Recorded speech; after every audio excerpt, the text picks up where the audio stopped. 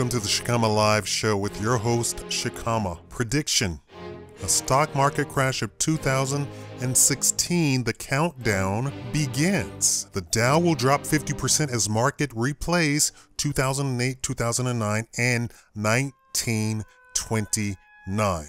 It's time to start the countdown to the crash of 2016. No, this is not a prediction of minor correction. Plan on a 50% crash. Most investors don't want to hear the countdown. Will tune out. Basic psychology.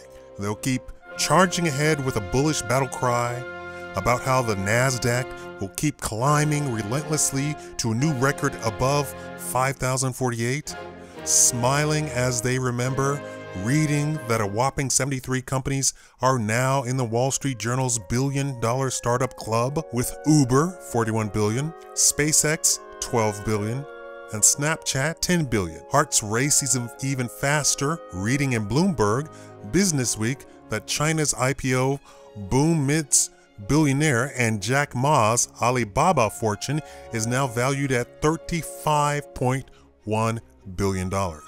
Yes, technology IPOs are in the lead, and with all that good news, it's easy to understand why investors tune out, don't want to hear the warnings, no countdown to the 2016 crash. But the crash of 2016 really is coming, dead ahead.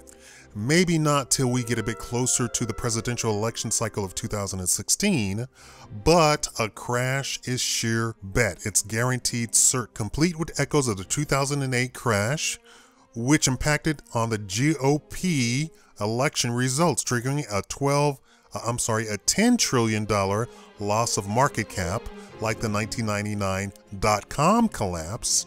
Its post-millennium loss of $8 trillion market cap, plus a 30-month recession. Moreover, a lot like the 1929 crash and the long depression that followed. Plus, cycles theorists warn that we dodged a crash in 2012 and 2013 thanks to the Fed's stimulus and cheap money policies, or rather delayed it, which adds more power to the next one. Sound familiar? Why not sooner, you ask? Why not 2015? Yes, Mark Hulbert's already warned that the stock market risk is higher today than it was in the dot-com era. Yes, a dip is possible. Market watcher Sue Chang writes of a 10% to 20% stock market correction by July. But we also know that markets are typically up the third year of a presidency. So if no crash is in the cards this year, then why bother with warnings and a countdown? Why bother building up 2016 election with lots of dark early warning signs and doom and gloom warnings for the next 18 months? Why? Simple. Behavioral economists have long been telling us that investors will either choose to stay in denial till it's too late, never having learned the lessons of history when the market collapsed in 2008, 2000, 1929, when they collectively lost trillions. Or we know some investors really do want to heed the warnings so they can plan ahead, avoid big losses, and take advantage of opportunities later. At the bottom, let's compare 2016 with the earlier crash of 2008, 2019, 29. Knowing all bulls drop into bears eventually. Basic cycle theory, and this next one will trigger losses bigger than 2000, 2008. So bet against a house at your peril. Jeremy Grantham's already on record predicting that around the presidential election or soon after, the market bubble will burst, as bubbles always do, and even revert to its trend value around half of its peak or worse. That will translate into a DGIA crashing from today's 18,117 down 50% to about 9,000. Ouch. The Dow crashing all the way below 10,000? Unimaginable. Bulls will hate it. No wonder our brains tune out, turn off. Instead, we prefer the happy talk that will just keep coming out of Wall Street and Washington till the 2016 collapse. We'll just keep denying reality till it's too late and we suffer another $10 trillion loss is on the books. Remember 1999? Just 16 years ago. roaring hot, irrational exuberance, renewed stock market mania. Wall Street was hot, stocks roaring. Back then, investors demanded insane annual returns during the worldwide Millennium Celebration.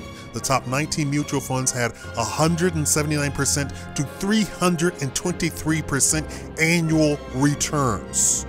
Yes, .com stockholders expected 100% plus returns on zero revenues. Laughed at 30% index fund returns. Early retirement was all the buzz in barbershops and at the neighborhood barbecues. Then came the tech crash of 2000. Two wars, a 30-month recession. By 2005, global real estate was a hot new mania. Wall Street, mainstream, all addicted to the next new manias. More is never enough. We're our own worst enemy. Skeptics may think this is a joke, far from it. There's a huge lesson for all investors in this victory. But we never learn. We're in denial. Repeat. 1929. Quote, "The United States is more vulnerable today than ever before, including during the Great Depression and the Civil Wars," said Tom Hartman in The Crash of 2016. Why? Because the pillars of democracy that once supported a booming middle class have been corrupted, and without them, American teeters on the verge of the next great crash. Thanks to an obstructionist GOP and Democrat hell-bent on destroying Obama the past 6 years, his indictment hits hard, but matching something you might hear from Rush Limbaugh on the right or MSNBC on the left. Quote, "The United States is in the midst of an economic implosion that could make the Great Depression look like child's play," warns Hartman.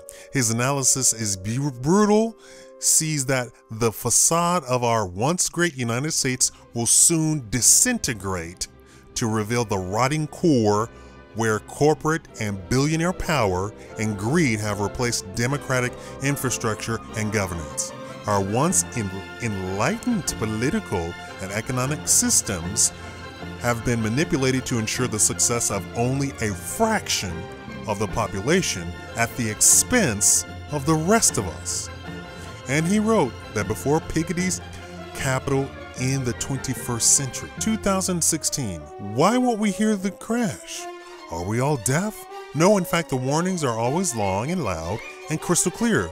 So why won't most investors hear them? Here's why. The crashes will just keep coming.